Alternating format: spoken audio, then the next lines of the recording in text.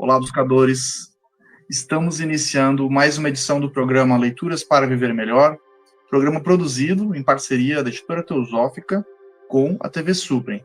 TV Suprem, que é o canal de comunicação da União Planetária, canal 2 da NET em Brasília. Se você estiver acompanhando aí pelas redes sociais, pelo Spotify, pelo YouTube, não deixe de curtir o vídeo, se inscrever no canal, assim você nos auxilia cada vez a produzir mais conteúdo de qualidade para todos vocês. E hoje iremos conversar um pouquinho com Adon, novamente. Tudo bem, Adon? Seja mais uma vez muito bem-vindo. Tudo bem, Charles? É um prazer imenso estar aqui com você de novo, comentando sobre essa obra. Viu? Nós que agradecemos aí a sua disponibilidade, né? Então, o Adon, ele é membro da Sociedade Teosófica, é membro da mesma loja que eu, inclusive, né? Loja Yeshua, filiado lá, loja do Rio Grande do Sul. Estamos os dois aí, né? Filiados à loja do Rio Grande do Sul, mas residindo em outras localidades. E ele é presidente do Templo Universal Despertar. E é um estudioso, né? O Adon, já conversamos aí sobre vários assuntos. Ele gosta desse tema do esoterismo, da religiosidade, da espiritualidade. Ele publica alguns vídeos nos perfis pessoais dele, do Instagram, do TikTok. Aliás, foi assim, né, que a gente acabou se conhecendo lá, ele comentando livros da Editora Teosófica, e a gente acabou convidando ele para participar do programa.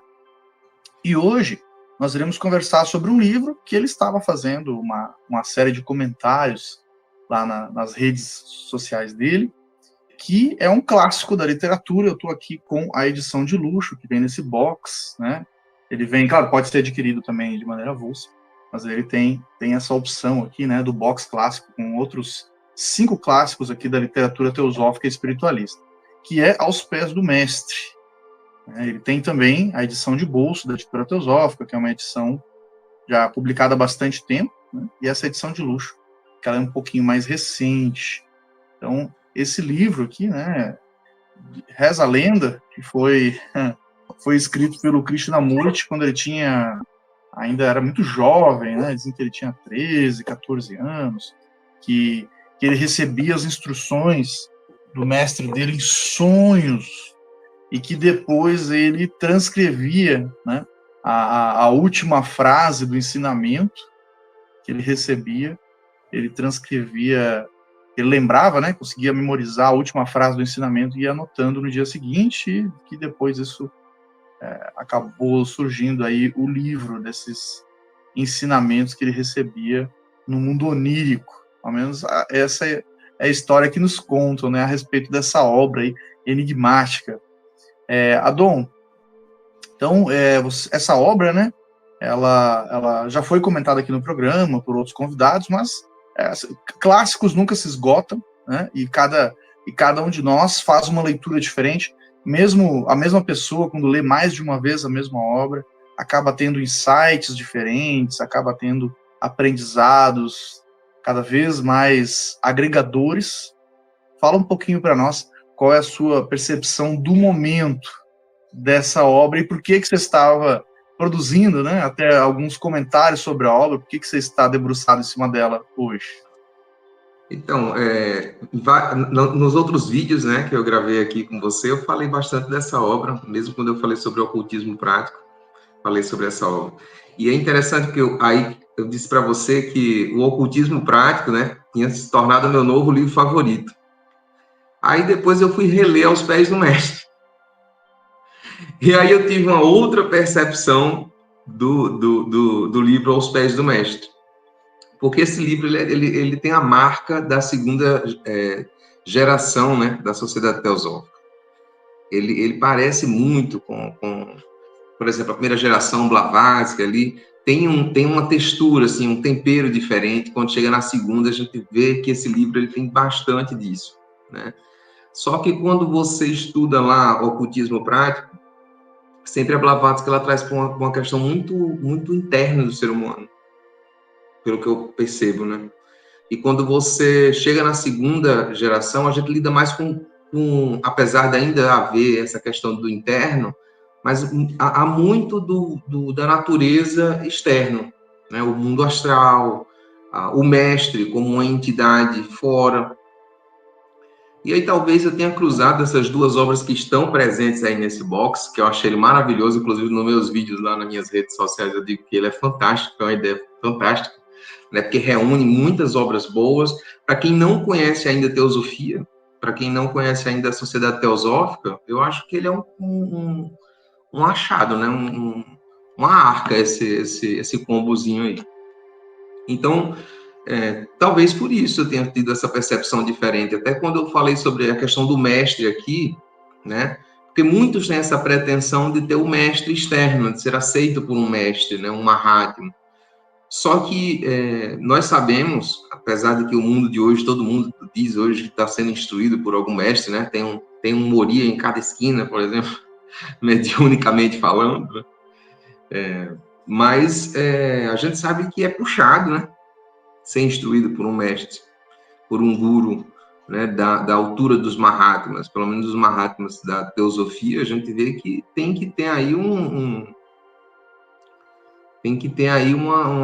sustento, né, moral, espiritual muito grande. Então, a nossa vida talvez seja uma preparação para esse grande momento, quando ele chegar. E, lendo essas duas obras, eu tive uma percepção, por exemplo, do mestre interno como a voz da nossa própria consciência. Eu acredito que esse seja o mestre mais importante, e o primeiro que a gente tem que achar é esse mestre internamente dentro da gente. Então, quando eu li essa obra, eu tive essa outra percepção. Em todas as primeiras vezes que eu li, eu percebia o mestre como um guru, né, externo, que uma hora, um dia, nós seríamos aceitos por esse guru. E, de repente, o mestre estava mais perto, quando de ocultismo prático, pulando aqui para os pés do mestre, eu vi que o mestre podia estar muito mais perto do que eu imaginava antes, né? Como a voz da nossa consciência, por exemplo, que a gente muitas vezes não escuta. É um livrinho fantástico, porque ele vai dar aqui os 4 pré-requisitos que a gente tem que desenvolver ao longo da nossa vida espiritual, porque a senda é a própria vida espiritual, né? Mas não lá, depois da morte, ou em algum outro lugar. É aqui, é agora. Né? Os nossos tropeços na vida são os tropeços no meio do caminho mesmo da senda. Quando a gente se propõe a ter uma vida espiritual. Então, a senda a verdadeira senda espiritual não deixa espaço para eu estou caminhando nela e depois não estou. Ou tá ou não tá. Não é? O que torna o que eu acho interessante do ensinamento do ocultismo é que ele transforma a vida nessa escola. A gente ouve muito que a vida é uma escola, né? Mas o ocultismo, ele enriquece a vida da gente, porque ele traz realmente a percepção de que viver a cada momento, inclusive as nossas falhas, elas se tornam um aprendizado, né? Então, o ocultismo, ele traz valor, agrega valor à vida. O primeiro dos pré-requisitos para uma vida espiritual, no livrinho nesse livrinho aqui já fala que é discernimento. E tudo começa com esse discernimento. Você vai ver que todas as outras os outros pré-requisitos vão depender bastante desse discernimento. Discernimento principalmente entre o que é real e o que não é real. Né? Nas escolas de filosofia do Oriente é Viveka. Né? Discernimento. E o que seria real? Né? O real é aquilo que não é passageiro. Né? Não é que as coisas do mundo são uma ilusão e que não mereçam nossa atenção. Mas existem coisas que têm um peso maior. Né? Coisas que são mais duradouras, tão duradouras que, inclusive, passam de uma vida para outra. Sobrevivem à nossa existência neste momento aqui, com essa personalidade. Né? Então, nós temos que dar mais valor às coisas que são espirituais, às coisas que são duradouras. Né? Coisas que estão no nosso íntimo, coisas que não dá para a gente gravar e botar na rede social, por exemplo. E hoje em dia, a nossa sociedade é toda voltada para isso. Né? Valores realmente espirituais, valores de compaixão, valores de ter uma boa conduta, que já é uma dos 4 pré-requisitos, né? Não dá tanta importância à riqueza material, ao poder material, né? mas sim as coisas da alma, as coisas do espiritual. Então, a primeira é discernimento, a segunda, ausência de desejos, que se traduz por abnegação, né? A ausência de desejos são a ausência de desejos pessoais. A gente precisa ter o corpo astral purificado, e ele diz, inclusive, que é muito mais fácil, quando a gente desenvolve discernimento, o verdadeiro discernimento, fica mais fácil de ter controle do nosso corpo astral e ter ausência de desejos, né? Então, se a primeira tarefinha ali, o primeiro passo, o primeiro degrau ali foi bem desenvolvido, naturalmente a gente vai deixando de ter tanto interesse nas coisas materiais, ilusórias, né? Quando eu falo material, eu não estou aqui falando mal da matéria, né? A matéria, na verdade, faz parte desse quadro. Mas é da natureza da matéria, está o tempo todo mudando. Então, se a gente se prende muito à multiplicidade, à matéria, a gente é como construir um castelinho ali na praia. Daqui a pouco vai vir uma onda e vai desmanchar. A gente tem que construir algo que seja mais sólido, que seja mais durável, né? Então, quando a gente compreende a natureza das coisas, quando a gente consegue discernir entre aquilo que dura, entre aquilo que é eterno, entre aquilo que é verdadeiramente imortal, e outra coisa interessante nas tradições é que o homem ele tem que conquistar a sua imortalidade, né? Que muita gente acha que já está pronto. Ah, não, eu sou um ser divino, Deus está em mim, pronto, acabou tudo. E, na verdade, quando você começa a fazer um estudo sério, você vê que a imortalidade é algo que os heróis conquistam depois de atos heróicos, de jornadas, né, representadas nos mitos.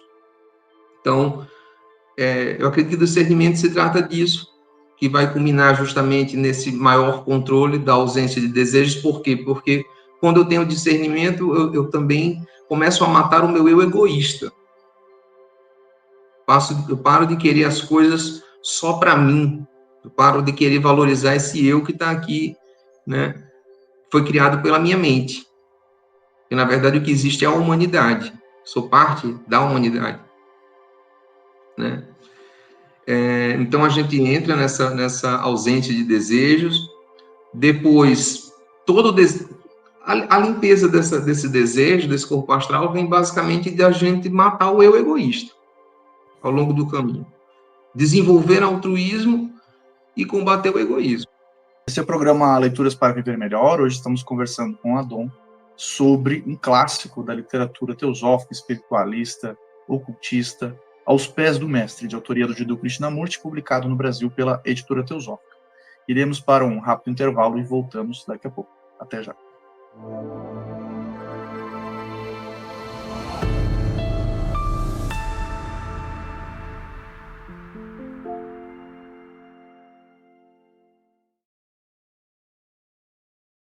Cartas dos Mahatmas para Ampersonate.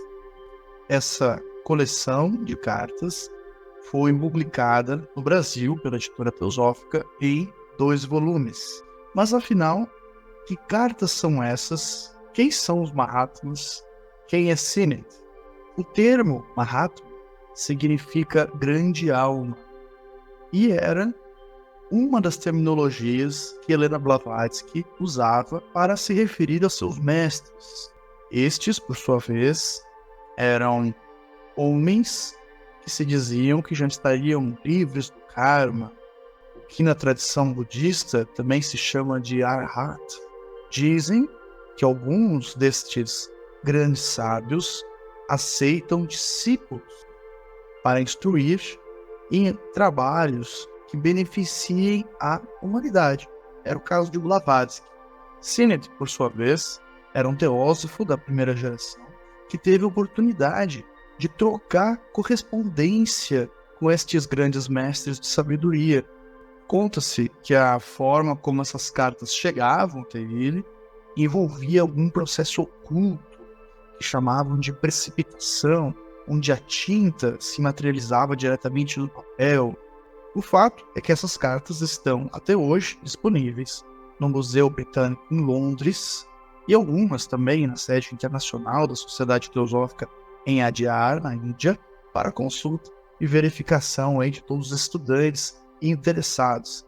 Eu costumo dizer que essas cartas são como o santo graal para todo estudante de teosofia. O caráter dessa correspondência mais pessoal nos dá um material de fácil compreensão, numa conversa mais direta com o interlocutor.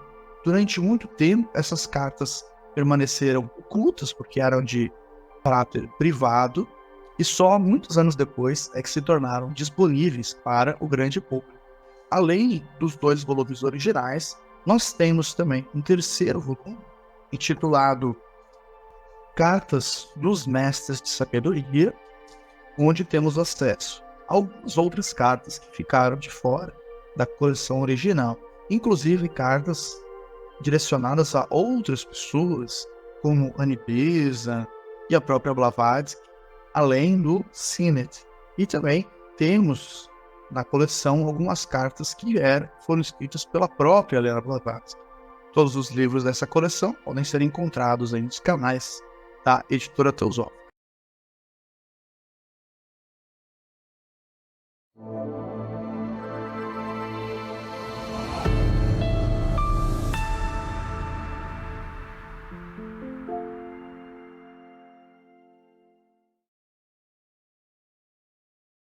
Estamos de volta com o programa Leituras para Viver Melhor, hoje conversando com Adon sobre Aos Pés do Mestre, publicação da Editora Teosófica aqui no Brasil, e em 2 edições, edição de bolsa, edição de luxo, de autoria do Jiddu Krishnamurti.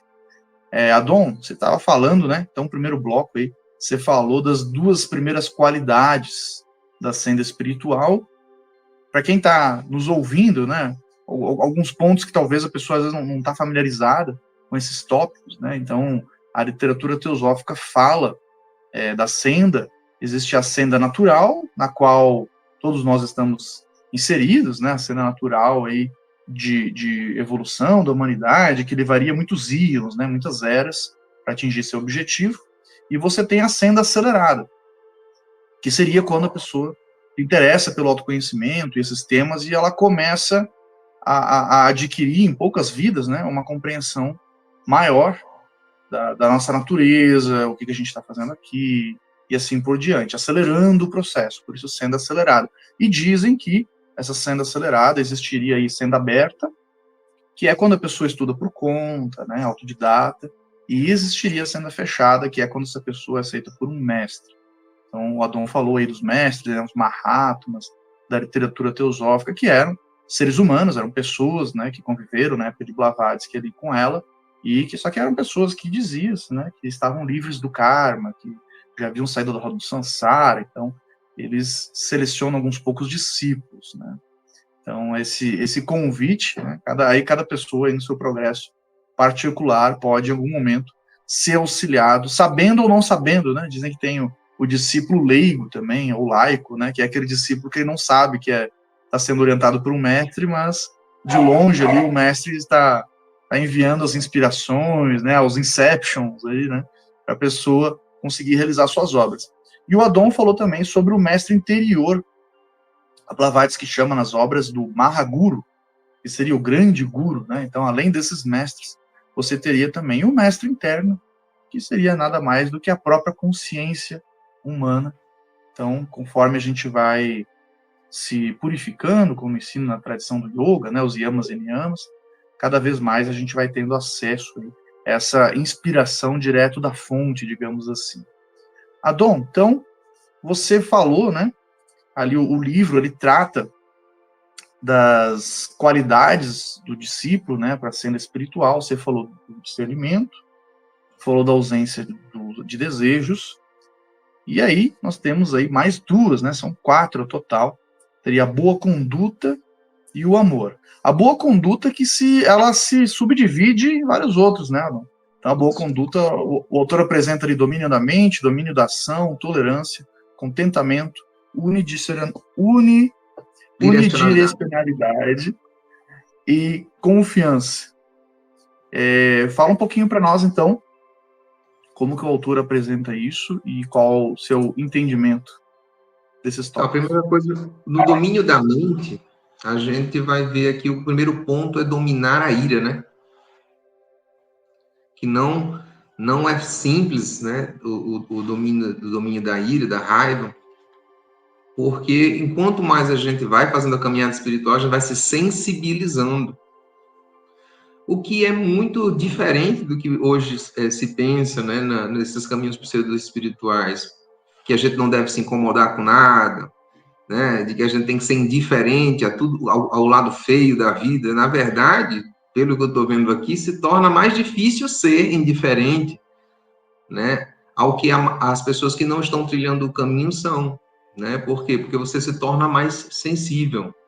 Então, o caminho é um caminho de se sensibilizar, né? A gente vê, por exemplo, na nossa sociedade, a gente passa tranquilamente por uma pessoa que está dormindo na rua.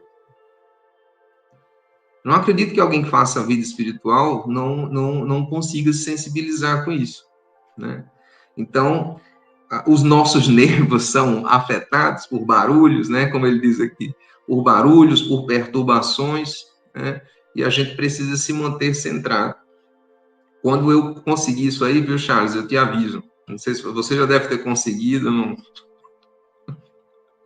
mas eu estou o tempo todo tentando conseguir isso aqui. Bom, então, o domínio da mente tem a ver com o domínio dos nervos, né?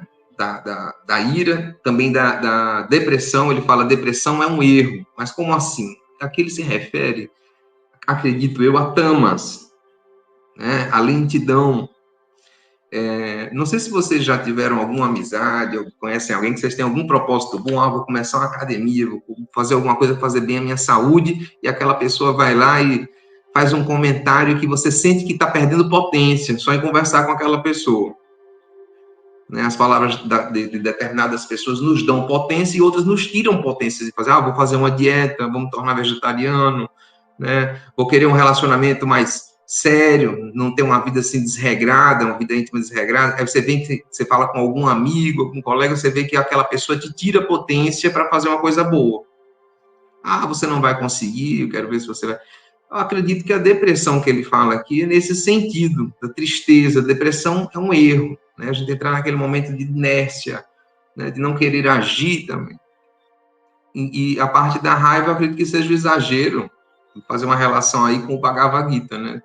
Tem também a questão da gente manter sempre a mente calma, né? No domínio da ação, sim, a mente também tem que estar longe do orgulho. Na página 34 ele fala sobre isso, né?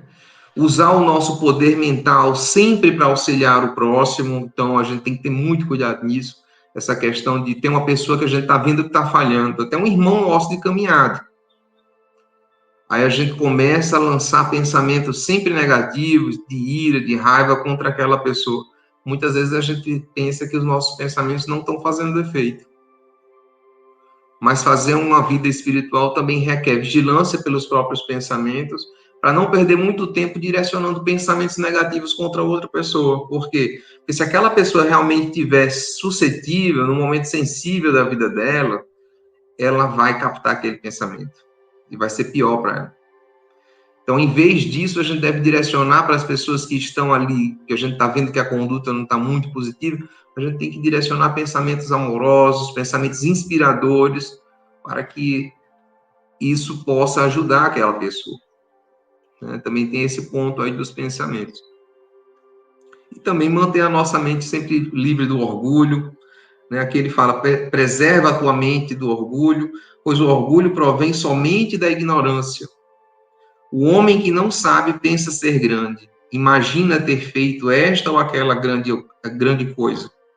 Mas o homem sábio sabe que só Deus é grande, que toda boa obra é feita somente por Deus. Muito bonito, né? Então, o domínio da ação. Então, aqui, o domínio do pensamento vai culminar na ação. Porque toda ação, ele escreve aqui que toda ação, toda pessoa, para ser útil na senda, tem que fazer com que seus pensamentos eles se transformem em ação. Né?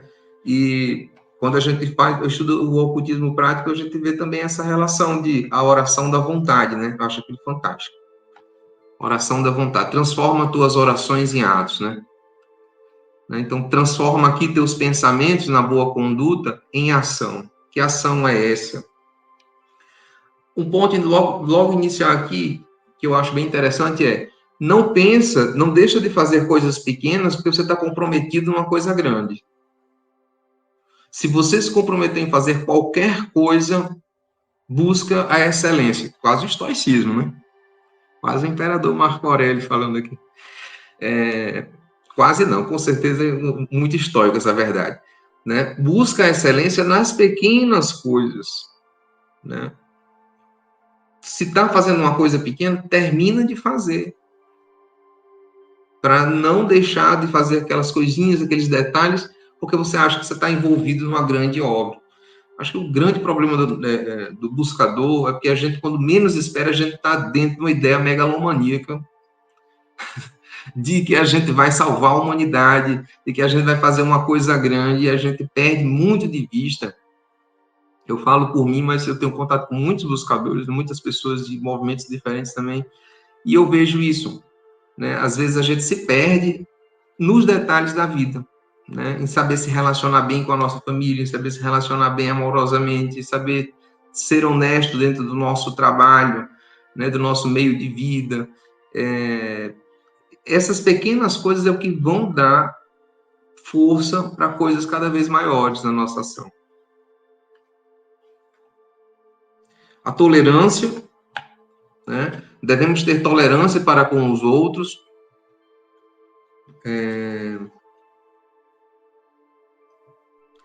Deve sentir perfeita tolerância por todos e um sincero interesse pelas crenças daqueles de outra religião, tanto quanto pela tua própria, porque a religião dos outros é um caminho para o Supremo da mesma forma que a tua. E para auxiliares a todos, deves a todos compreender. Existem estágios na religião, né? A obra Bhagavad Gita fala sobre isso, sobre os estágios da fé, os tipos de fé. E nós devemos ter cuidado para a gente não ser tomado de arrogância quando a gente vê um irmão de outro caminho, dentro de um estágio ainda que para nós parece ser menor, né? E a gente tem que ter cuidado para não ser tomado de arrogância, ter tolerância, ter amor. Eles ainda estão numa certa fase.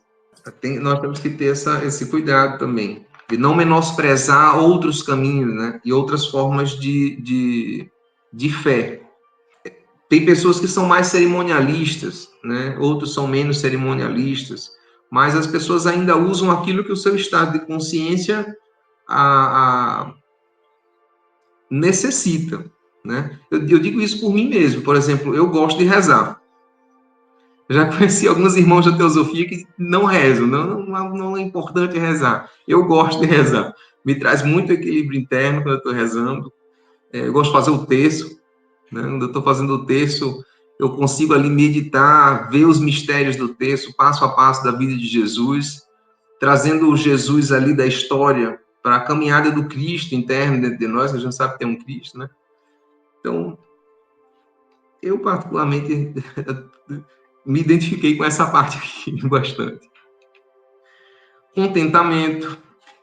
O contentamento é importante porque ele se torna até algo que, na nossa vida espiritual, ele se torna até algo que apoia os outros. Contentamento não é uma coisa só nossa. Na verdade, parece que o caminho espiritual nunca é só nosso, né? Porque mesmo que pareça que a gente não está caminhando com outros, a nossa evolução parece ser a evolução da humanidade como um todo. Não sei se você já percebeu isso, já teve esse insight, que para mim sempre que a gente está estudando assim, que a gente está evoluindo em algum ponto, a gente começa a crescer como ser humano. E a gente começa a nossa conduta, as nossas palavras, aquilo que a gente produz de bom, parece estar o tempo todo convidando os outros a fazer também, né? Ou até a fazer melhor. Eu acho isso muito interessante. Contentamento, por quê? Porque nós temos que ter contentamento dentro da vida espiritual. A vida espiritual não é para ser aquela coisa sempre sofrida, com aquele martírio. Aqui no Ocidente a gente tem muito esse costume, né? E é assim que a gente cai em muitos engodos. O ocidental cai em muitos engodos por causa desse sofrimento. que os líderes, né, de certas seitas sempre incutem nas pessoas esse sofrimento para que elas não saiam dali. O que a religião oriental, nas filosofias do Oriente, normalmente constatam o sofrimento e mostram um caminho para sair. Aqui parece que a espiritualidade, a pseudo-espiritualidade, parece que aponta para o fiel um caminho de sofrimento e não quer que ele saia mais dali. Mas contentamento é muito importante, até para dar ânimo aos outros de continuarem caminhando, né? E também porque até nas nossas dificuldades nós estamos purificando o karma. Se a gente realmente quer, né, alcançar um estágio evolutivo maior, apesar de que lá na ausência de desejos diz que a gente não tem que se preocupar diretamente com isso. A gente tem que fazer a nossa parte, que é tendo amor, o bem pelo bem, né? Então, até as nossas dificuldades são purificações kármicas, são avanços no caminho. Unidirecionalidade, ou unidade de propósitos, tem muito a ver com a concentração. Toda a nossa vida, se a gente realmente quer fazer uma vida espiritual, a gente tem que ter um foco. E toda a nossa vida tem que estar direcionado para aquilo, para aquele norte, ou para aquele oriente simbólico, aonde a gente tem que se esforçar. E encaixar o nosso dia a dia nisso é um desafio gostoso, porque, assim, até a academia, que é uma coisa muito difícil, a gente começa a ver que eu preciso fazer isso para ter boa saúde, para poder fazer uma boa caminhada espiritual, né, na minha vida. Como é que eu vou ajudar os outros se eu ficar doente? Né? Se eu tiver um corpo mais forte, se eu tiver mentalmente saudável, psicologicamente saudável, eu posso servir melhor, né, ao plano divino. Então, a unidirecionalidade, eu resumiria tudo isso no foco. Toda a minha vida tem que ser para que eu siga este caminho. Os meus estudos, os meus esforços têm que estar de acordo com este caminho. Tudo tem que me dar potência nessa caminhada. Então, confiança, deves confiar em teu mestre, deves confiar em ti mesmo. Se já viste o mestre, nele confiarás plenamente através de muitas vidas e mortes. Se ainda não o viste, mesmo assim tens de tentar averiguar a sua existência e confiar nele, porque se não o fizeres, nem mesmo ele poderá ajudar-te. A não ser que haja perfeita confiança, não poderá haver perfeita efusão de amor e poder, né? Então, uma vez que a gente encontra esse mestre, nós temos que ter confiança no Guru, né? Temos que ter confiança nesse mestre. No caso, eu trouxe aqui para a questão da nossa consciência, né? Mas isso tanto serve para a voz da nossa consciência, como com certeza para os santos e sábios seres, né? Que têm essa capacidade de guiar realmente a humanidade, né? Os Mahatmas. Deves confiar em ti mesmo. Dizes que te conhece muito bem. Se assim pensas, tu não te conheces. Conheces apenas o débil envoltório externo, que frequentemente tem caído na lama, né? Então, essa confiança no mestre. Acho que a melhor forma da gente ter algum contato com os mestres é, sem dúvida, através do esforço para fazer parte das obras dos mestres, né? Aí que eu deixo um convite a quem sentir tocado no coração, não só a adquirir e ler, né, a literatura teosófica, mas também se tornar membro da Sociedade Teosófica e um trabalhador da Sociedade Teosófica, né? Trabalhador, a gente chama aqui assim, no Nordeste, não sei, um voluntário da Sociedade Teosófica, né? Trabalhando em nome do amor, servindo em nome do amor, né? Para que a gente possa ter essa ideia de fraternidade incendiando o mundo inteiro e os corações, né? Acho que esse é o grande objetivo, a fraternidade universal. Então, cheguei no amor, que é a última dos pré-requisitos, né? Primeiro, discernimento, depois nós temos que ter ausência de desejos, depois nós devemos ter a boa conduta, mas nada disso não é uma poesia que vocês já devem ter visto em algum lugar. Mas nada disso é válido se não houver amor. O amor é a coroa de todas as virtudes, né? Inclusive, na teosofia, amor é amor, sabedoria, né? O amor, ele é sabedoria. Ele é a condição do sábio por excelência. Só ama perfeitamente aquele que é sábio, né? Então, o amor é esse laço, né, que une todas as qualificações e finalmente torna essas qualificações eficazes para a caminhada espiritual. De todas as qualificações, está dizendo aqui logo no início, o amor é a mais importante, pois, se for bastante forte em um homem, impele-o a adquirir todas as demais. E todas as demais, sem o amor, nunca seriam suficientes. Realmente, né? Você comentou que você acredita, né, que quando a gente progride de certa maneira, né, quando a gente estuda, busca o autoconhecimento, e o autoconhecimento no sentido orientalista é diferente do autoconhecimento na visão ocidental, né? Não é simplesmente perceber as minhas características, né? Não, é muito mais profundo que isso, é um autoconhecimento no nível transcendental, digamos, né? A busca da verdadeira essência, da verdadeira consciência. Que no pensamento oriental essas coisas não são separadas, né? No Ocidente a gente separa mais, né? O que é espiritual, o que é religioso, o que é científico, o que é psicologia, né? Para eles é tudo um pouco, ao menos no pensamento indiano, principalmente, é bastante misturado, né? Todos esses tópicos. Tem uma frase da Blavatsky sobre isso, né? O autoconhecimento é fruto de ações amorosas. Se eu não me engano, o ocultismo prático. Isso.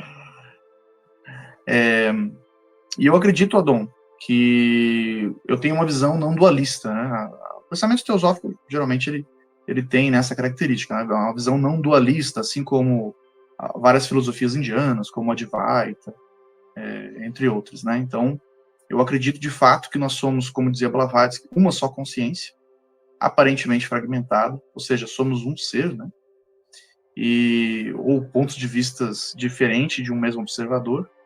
E sendo assim, eu acredito que cada um que faça algo pelo seu próprio progresso, mesmo que esteja até isolado dos outros, mesmo que não tenha contato, de fato está auxiliando toda a humanidade, né? E que essa seria a melhor contribuição que a gente pode dar, inclusive, né? Porque, como dizem, né, por ignorância, nós podemos fazer o mal, né, mesmo tendo boas intenções. Exato. Aos pés do mestre, você citou agora. Sem conhecimento, podemos fazer muito, muito mal, mesmo querendo fazer o bem. Verdade. Adon, gratidão pela sua partilha. Irmão, muito obrigado. Eu que agradeço imensamente. É muito bom estar envolvido numa coisa tão maravilhosa como essa. Viu? Muito obrigado. Eu que agradeço. Maravilha. Nós que agradecemos a sua disponibilidade. Esse foi mais um episódio do programa Leituras para Viver Melhor. Hoje conversamos com Adon sobre o livro Aos Pés do Mestre, obra publicada no Brasil pela editora Teosófica, de autoria do Jiddu Krishnamurti, em 2 edições, edição de luxo e edição de bolso. Nós vamos ficando por aqui, seguimos juntos nesse aprendizado. Somos um. Muito obrigado.